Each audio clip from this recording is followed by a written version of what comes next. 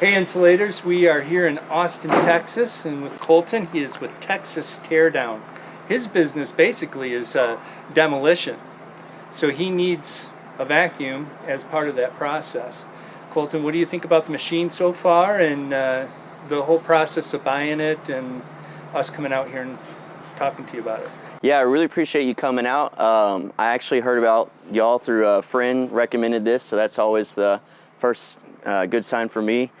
We've been doing this by hand, unfortunately, which we've dreaded every moment, but this really helps us get a lot more efficient with taking out insulation, so I'm excited to put this to use and just make it easier on the guys and make our jobs go faster, so everyone's going to be, I think, a lot happier for us bringing this on board. Do you feel like you're confident in knowing how the machine lays out and everything? Was there particular things that you learned from that experience? I think one of the really nice things about having you come out was teaching me about the grounding wire. I wouldn't have really even thought about that, but aside from that, you know, it's pretty user-friendly, and yeah, we're excited to get it going.